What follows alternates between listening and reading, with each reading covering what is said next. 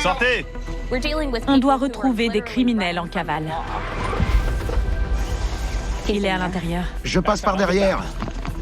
C'est le même type, j'en suis sûre. Ça me glace le sang. Je ne m'y attendais pas du tout. C'est la première affaire d'Amy. Je lui fais confiance à 100%. Ma vie a changé à jamais. Il nous manque des infos. Comment peut-on disparaître comme ça? Et voilà. Allons bon. Pourra vous en dire plus. Je veux lui montrer que je suis faite pour mener une grosse enquête. Pain. J'entends des tirs. Cette affaire est pleine de rumeurs et d'interrogations. Regarde la taille de ces chiens. J'entends mon cœur battre dans mes oreilles. Purée, qu'est-ce qu'on lui dit?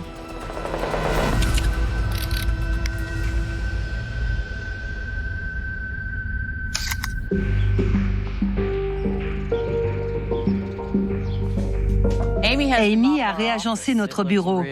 Elle a fait du beau boulot. On reçoit de vieux amis pour leur montrer. Ils vont se marier, alors on va fêter ça. Comment ça va? Bien. Je ne vous l'ai pas dit, mais Amy va bientôt devenir détective privé agréée. C'est vrai? Oui. Oui. Est-ce que tu fais une formation? Oui, il faut passer un examen. Elle doit se familiariser avec la réglementation étatique, passer l'examen et postuler auprès de l'État. En 2016, on a découvert que ma fille Amy avait un cancer des ovaires. Quand elle a terminé la chimio, elle était vidée de ses forces. La chimiothérapie affecte le cerveau et notre capacité à réfléchir. Je n'arrivais plus à trouver les bons mots. On essaye tous les jours de l'aider à redevenir la personne dynamique et heureuse qu'elle était avant la maladie. C'est très difficile de revenir à la normale. Même les petites habitudes sont un défi à surmonter. Plus je travaille, plus je vais mieux. Amy voudrait diriger des enquêtes. C'est génial. Quand j'étais petite, je voulais travailler dans la police scientifique, aller sur les scènes de crime et trouver toutes les preuves. La copine d'Amy, Erika, lui a parlé d'un avis de recherche à Paris, au Tennessee. Ça l'a vraiment touchée. J'ai entendu une histoire étrange sur la famille Conger.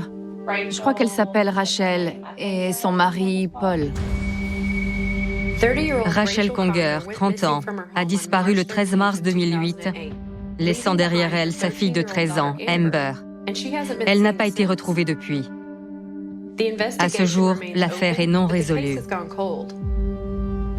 Son mari de 50 ans, Paul, a été retrouvé mort 3 jours après.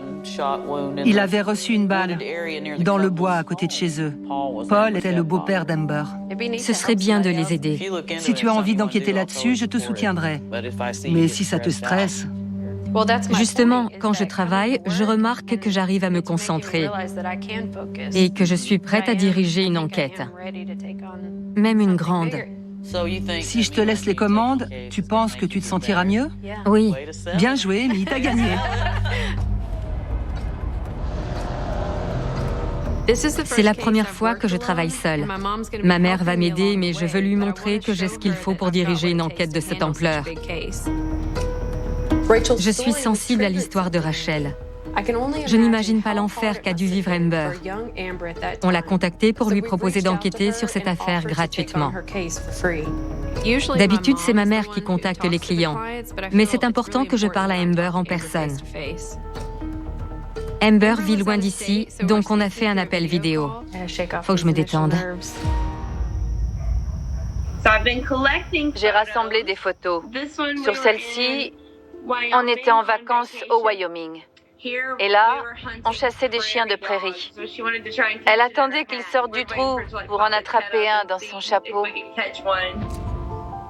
Il y a quelque chose de très similaire entre ma mère et moi, et vous deux. Ça me donne envie de pleurer. J'ai expliqué à Amber que je vais essayer de comprendre pourquoi et comment sa mère a disparu. Quel est votre processus pour l'enquête? J'aimerais savoir comment ça va se dérouler. Je vais revoir tout le dossier. Je vais le démonter pour le reconstruire. Il faut explorer toutes les pistes que les enquêteurs ont ratées pour que vous puissiez tourner la page. C'est ça notre but. Ce qui semblait être un détail il y a 13 ans pourrait être une piste clé pour résoudre cette affaire. Je dois comprendre ce dont Amber se souvient de ce jour-là. Elle m'a dit « Bonne nuit, je t'aime, à demain ».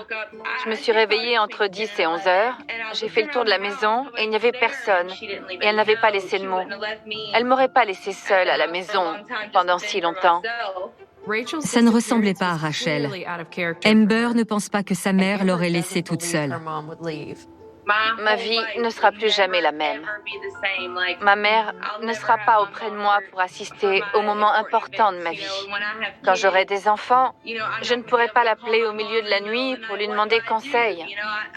Je vais rater tout ça. Je n'imagine même pas l'enfer qu'Amber a dû traverser. Elle mérite de savoir ce qui est arrivé à sa mère.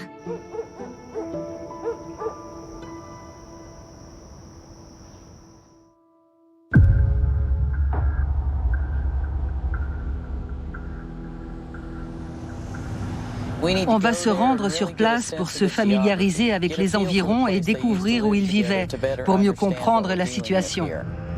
Tu sais ce qui fait un bon détective privé? L'intuition et la curiosité. Ça, c'est tout moi. C'est vrai. Ça fait peur. C'est une rue sans trop de circulation. Tout le monde doit se connaître. Ça a l'air marécageux. On va d'abord regarder à quoi ressemble le terrain des Conger. Rachel, son mari Paul, Richard, le frère de Paul et leurs parents vivaient sur la même route. Sur la gauche, on va voir la propriété des Conger. Où vivaient Paul et Rachel? La maison de Paul a été démolie. Je crois qu'elle était sur le terrain, à droite. Selon les rapports de la police, toute la région prend son importance dans l'affaire. Mais j'aimerais voir un endroit en particulier. Il devrait y avoir un chemin sur notre gauche. Je le vois, il y a un chemin là. Oui. 3 jours après la disparition de Rachel Conger, son mari est assassiné. C'est là qu'on a retrouvé le corps de Paul. Paul est mort d'une blessure par balle. S'ils ont tous les deux été attaqués, Rachel n'aurait-elle pas été tuée? Pourquoi seul le corps de Paul a été retrouvé?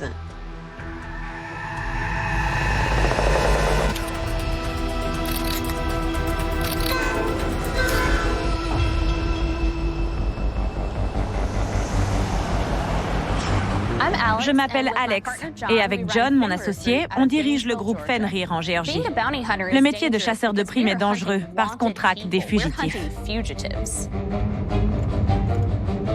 L'homme qu'on traque a déjà vendu de la méthamphétamine. Beaucoup d'agences le recherchent. Donc, on a appelé les marshals et la police locale. On ne sait pas s'il est dangereux. On suit les marshals jusqu'à l'endroit que notre informateur nous a indiqué. La caution de ce fugitif s'élève à 12 000 $.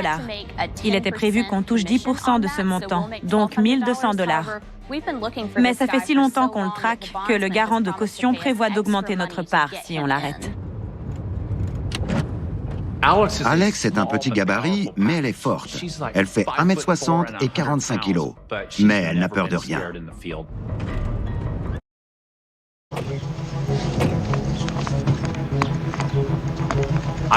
Je ne veux pas rester longtemps sur place. Il faut qu'on fasse ce qu'on a à faire rapidement et s'en aller. Tout à coup, je me rends compte que c'est le mauvais mobile-home. Notre informateur nous avait décrit un mobile-home marron. John et les marshals s'approchent d'un mobile-home qui n'est pas du tout marron. Hé, John! John! Tu vas vers le mauvais mobile-home. C'est celui-là. C'est un problème. Je ne veux pas le perdre. C'est ici. C'est ce mobile-home. Il est là-dedans.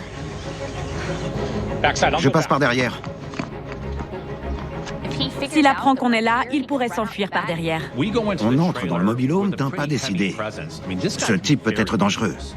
On ne sait pas qui est là, s'il a une arme ou quoi que ce soit. Police! Les mains en l'air. Police! Si vous êtes là, montrez-vous.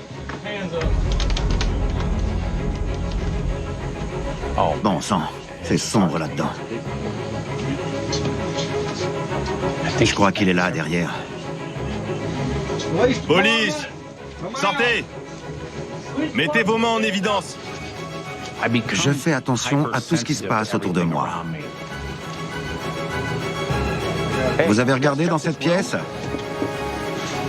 J'ouvre la porte, je pose la main dessus, je la pousse un peu et là, j'entends quelqu'un respirer. Lâchez ça! Allez, je l'ai trouvé! Montrez-moi vos mains. C'est bon. Il est juste là. Menottez-le. Je suis pas armé. Je sais, tout va bien. Venez là. Retournez-vous. Gardez vos armes pointées sur lui.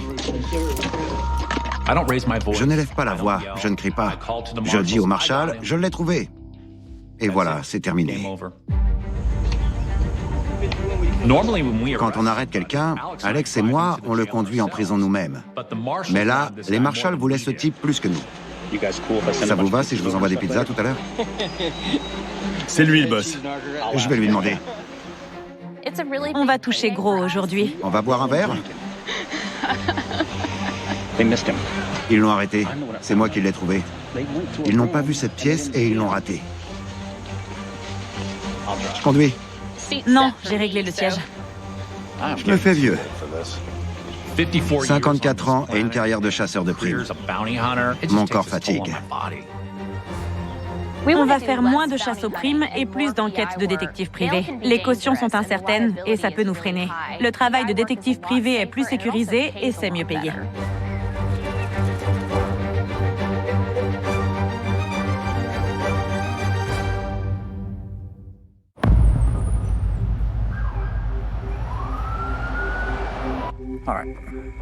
Tourne-le un peu sur le côté. On a pris le risque de lancer notre propre agence de détectives privés. Plus tard, ce sera cool d'acheter un mini-frigo. Pour de la charcuterie? Ouais, ou juste du fromage et du soda. Attends, je teste le fauteuil. Oh, c'est parfait. Il est confortable? Je te dis ça dans une heure. Quand j'étais petite, j'étais obsédée par les histoires d'agents secrets. J'ignorais que détective privé était un vrai choix de carrière. On aurait dit un métier qui n'existait pas. Ce qui est étrange avec le fait de travailler ensemble et de vivre ensemble, c'est qu'il n'y a pas de délimitation entre les deux. Le soir, on boit un cocktail sur le porche, on a terminé notre journée de boulot, mais un de nous va lancer « Tu penses que le fugitif est chez sa mère ?» Au réveil, on reçoit des emails. Au coucher, j'ouvre les yeux et je lui pose la question. Je me demande où il se cache, celui-là. Elle sort de la douche et me répond « Je crois que je sais. Il n'y a aucune séparation entre les deux. Toute notre vie, c'est le boulot. » J'essaie de devenir une meilleure personne pour elle et le meilleur associé professionnel qui soit pour le bien de l'entreprise. Lève-toi, John.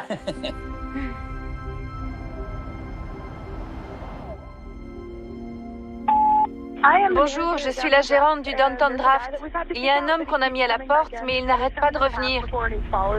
Il m'a déjà suivi jusqu'à ma voiture. Je me sens pas en sécurité. Après avoir peint les murs du bureau, on reçoit notre premier appel. Lauren gère un bar du coin. Elle nous a contactés au sujet d'un homme qui ne fait que de la suivre. Bonjour. Bonjour. Bienvenue. Qu'est-ce qui vous amène? Il y a environ 2 ans, un homme m'a parlé alors que j'allais chercher des pizzas. Il était beaucoup trop avenant. Il faisait comme s'il me connaissait. C'était bizarre. Il m'a enlacé de force. C'était un signal d'alarme.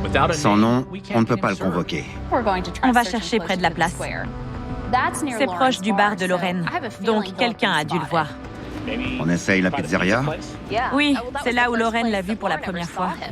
En montrant la vidéosurveillance que Lorraine nous a donnée, j'espère trouver une piste. On cherche l'homme qui est sur cette vidéo. Je le connais pas. Ok. Je vais vous montrer quelques photos. Dites-nous si vous le reconnaissez. Oui, je l'ai vu.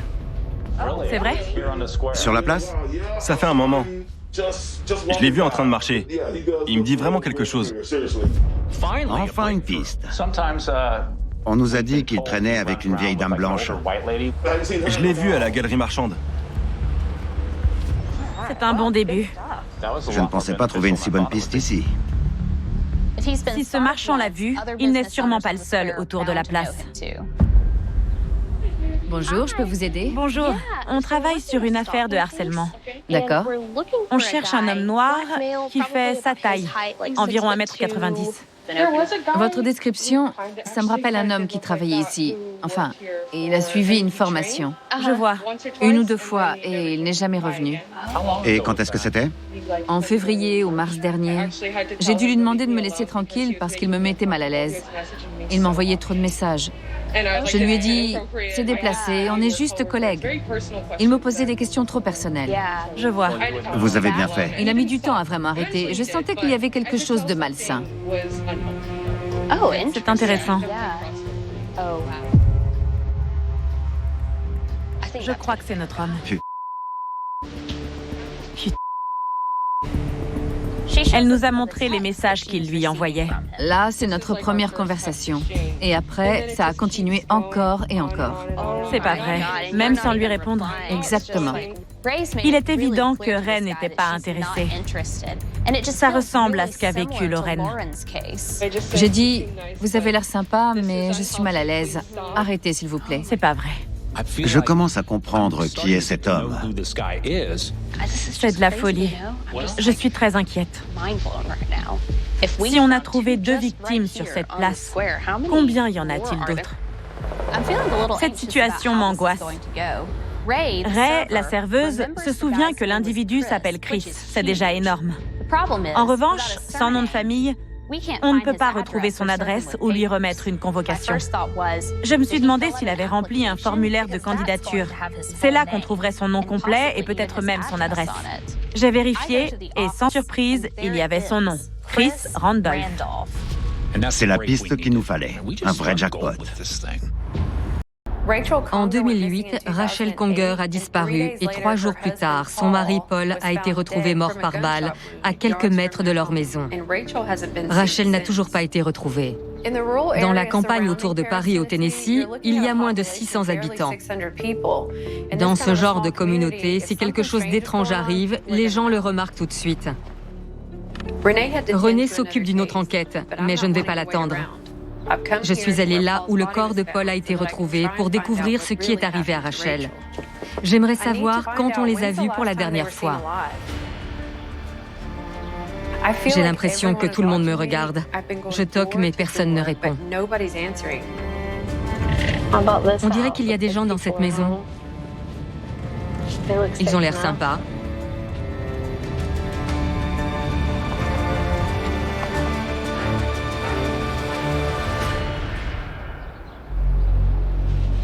Elle a disparu.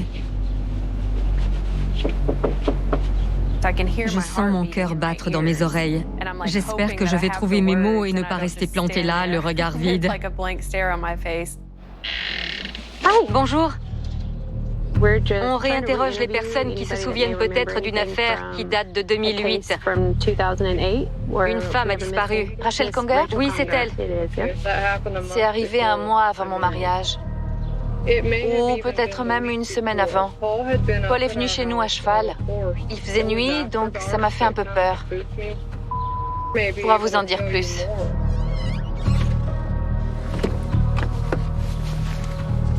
Et voilà. Allons bon.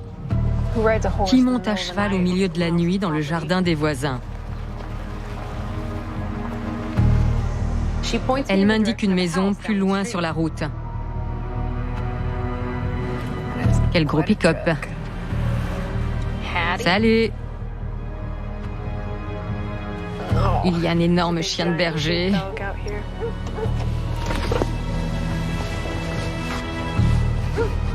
Bonjour. Bonjour.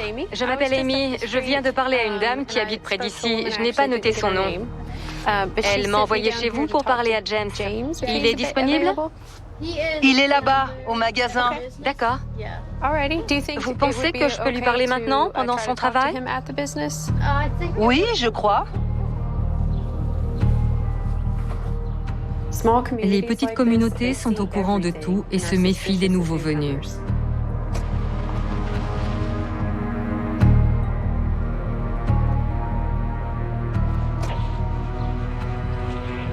Bonjour, veuillez patienter. Pas de souci. J'entre dans la boutique et je vois des animaux morts accrochés au mur. À ce moment-là, je me dis que ce serait mieux si René était là. Bonjour. Bonjour, James. Oui, Je suis Amy. allons dans mon bureau. OK. Allons-y. Je l'interroge au sujet de Paul qui montait son cheval la nuit. Elle ne s'attendait pas à le voir. D'accord. Mais nous, ses amis ici, OK.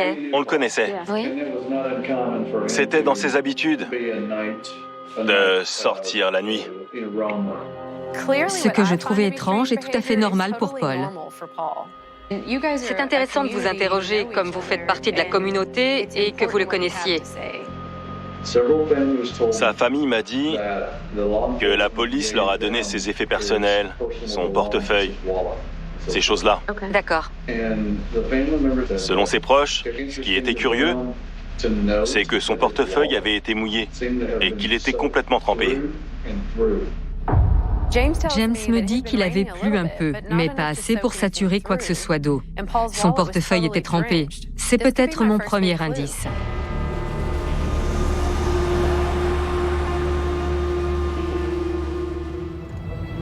En acceptant cette affaire, je savais que les tâches difficiles me reviendraient, comme faire du porte-à-porte, par exemple. Je veux parler au maximum de voisins possible. Plus je leur parle, plus j'en apprends. Et je suis sûre qu'ils sont au courant que je suis là. Enchantée. Je m'appelle Russell. Je travaille pour Steelwatch Investigation. D'accord. Je lui demande quand il a vu le mari de Rachel pour la dernière fois. Je suis allé chercher quelques trucs à la coopérative. Il était 23 heures. OK. J'étais en train de vider le coffre de mon pick-up et je lui ai fait coucou. Il m'a ignoré, c'était bizarre. D'accord. Parce qu'il me faisait toujours coucou quand il passait. On essaie de comprendre la suite des événements le mieux possible pour voir s'il y a de nouveaux détails utiles. Le fait que vous l'ayez vu le vendredi, c'est crucial. Oui. Rachel a disparu le lendemain, c'est précieux comme information. Paul était alors en vie après la disparition de Rachel. Paul savait peut-être ce qui lui était arrivé. Je l'ai connu toute ma vie.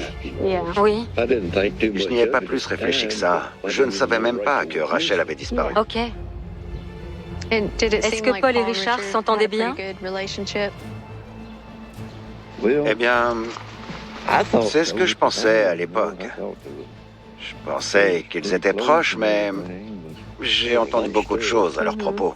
Je ne sais pas si tout est vrai. La coiffeuse de Rachel avait dit qu'elle venait souvent avec des bleus et un œil au beurre noir.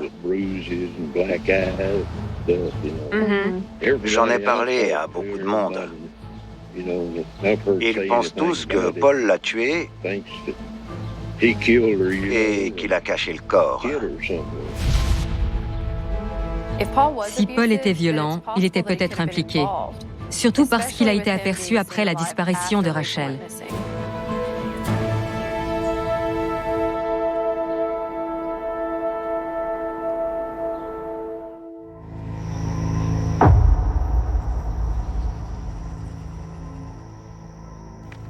Amy a découvert que Paul battait peut-être Rachel.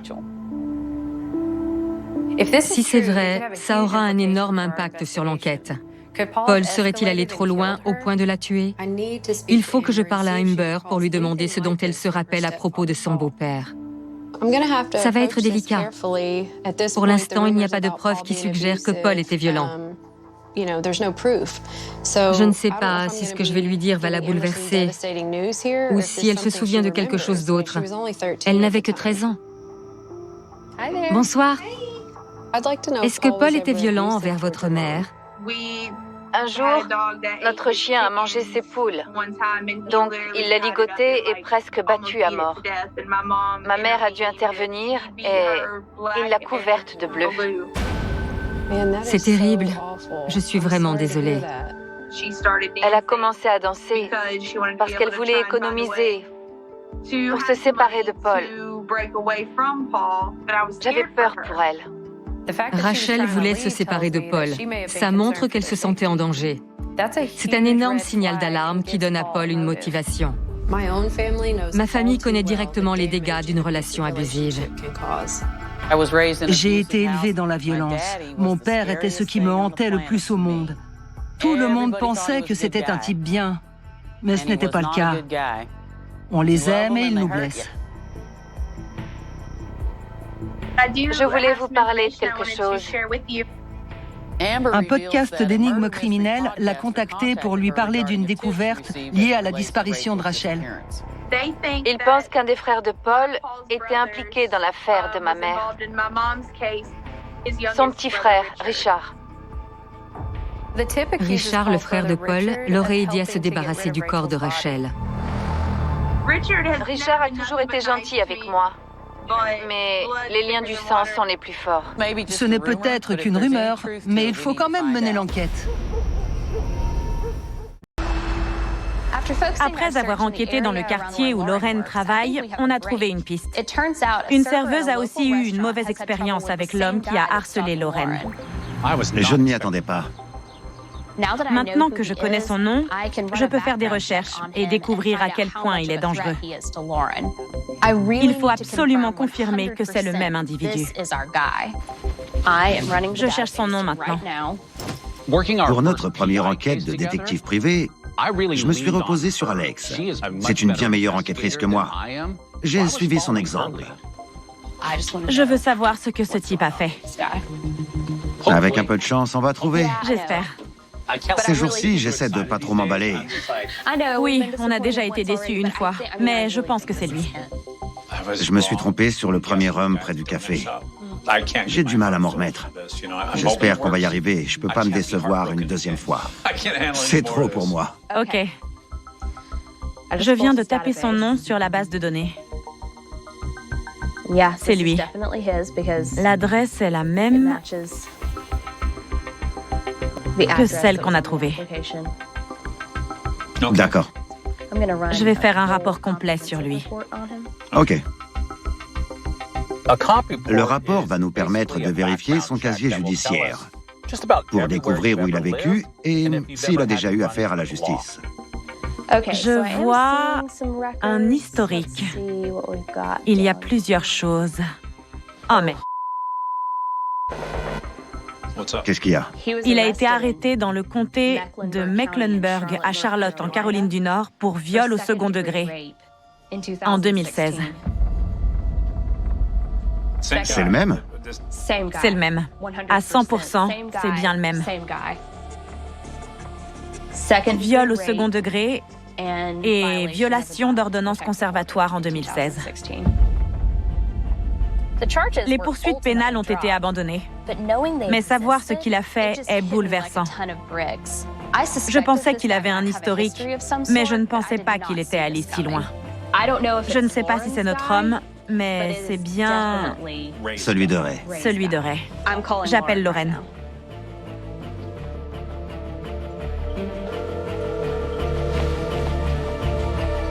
Allô? Bonjour Lorraine, c'est Alex. On a une piste potentielle. Est-ce que vous pourriez passer au bureau cet après-midi? Oui, bien sûr. Je viendrai dans pas longtemps. J'aimerais vous montrer une photo de lui pour être sûre que c'est lui. Ok, je serai là dans quelques minutes. Merci, à tout de suite. Et puis c'est une photo d'identité judiciaire. Bonjour. Bonjour. Merci de vous être déplacé. Asseyez-vous. C'est notre première enquête, donc la première fois qu'on doit annoncer ce genre de choses à une cliente. C'est difficile. Alors, on pense avoir trouvé une piste. Je vais vous montrer une photo et vous allez me dire si c'est l'homme qui vous a agressé. On commence avec ça et on vous dira ce qu'on a trouvé après. Est-ce que c'est lui? C'est lui. D'accord. C'est exactement lui. Cette photo a été prise lors de son arrestation en 2016 à Charlotte, en Caroline du Nord.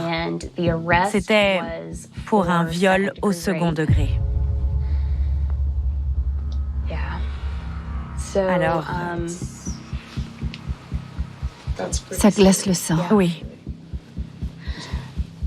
Je viens juste de trouver tout ça. Je pense que c'est important que vous le sachiez. C'est sûr. C'est terrifiant. Oui. Il n'a pas été inculpé. Les accusations ont été abandonnées. On a son nom, on a sa date de naissance et sa photo d'identité judiciaire. On a ce qu'il faut. Oui. Quelle est la marche à suivre, maintenant qu'on sait tout ça? Je vais demander une ordonnance conservatoire au tribunal. Une ordonnance conservatoire n'est pas une condamnation. Si l'individu est à 30 mètres de Lorraine, elle aura une raison d'appeler la police et ils l'arrêteront. C'est la première fois qu'on va présenter un dossier en tant que détective privé. On est sous pression. L'individu est toujours en liberté. Il représente un danger pour Lorraine. Maintenant que j'en sais plus, je me rappelle de l'agent de police qui m'avait dit que j'appelais trop et que j'avais l'air folle, ou qu'il ne m'avait encore rien fait. Je suis en colère, parce que tellement de femmes sont manipulées de cette manière.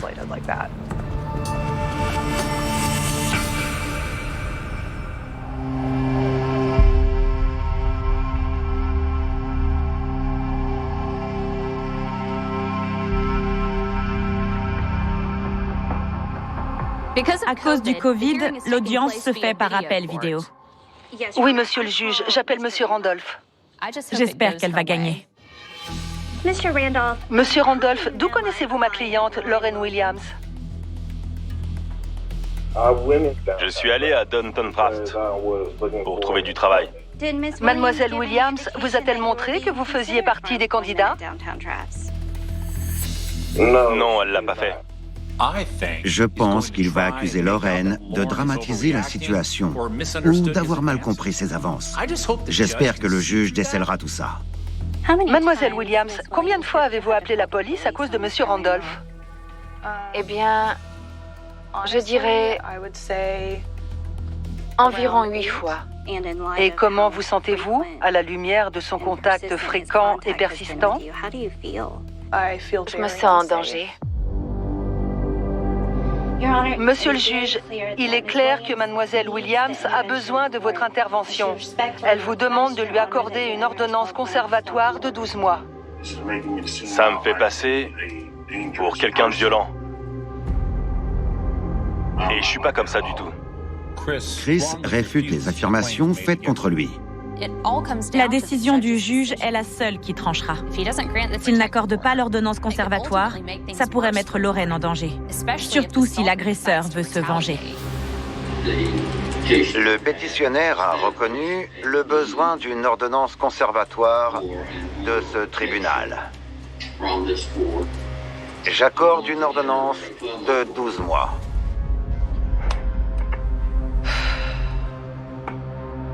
L'ordonnance empêchera Chris d'approcher à moins de 450 mètres de Lorraine, de son domicile et de son lieu de travail. C'est ce qu'on voulait. Monsieur Randolph, il faut cesser et laisser mademoiselle Williams tranquille.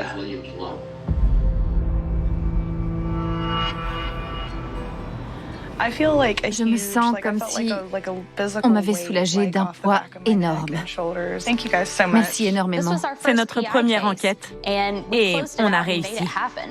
C'est très gratifiant de partir de rien et d'arriver à cette conclusion. Je veux mener plus d'enquêtes. Moi aussi.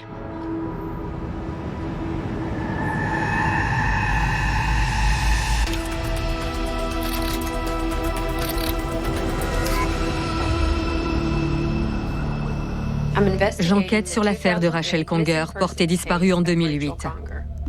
L'animatrice d'un podcast nous a transmis une piste qui implique le frère de Paul, Richard, dans la disparition de Rachel. Il faut que je voie si c'est fondé ou s'il n'y est pour rien. Elle travaille sur une affaire qui n'a rien à voir avec Rachel.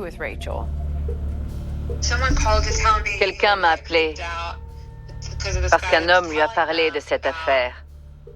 Et c'était Richard Conger. J'ai envie d'en savoir plus, si elle trouve Richard. Alors j'ai appelé et il a dit « Non, je n'ai pas d'informations ». J'ai dit « Ah, d'accord ». Et c'est tout. Le lendemain, elle reçoit un autre appel d'un indique. Il m'a dit « J'étais juste à côté de Richard quand vous avez appelé ».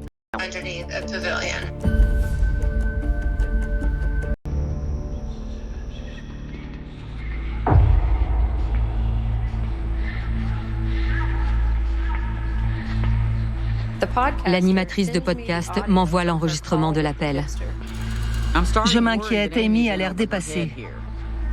Je n'y retourne pas sans ma mère.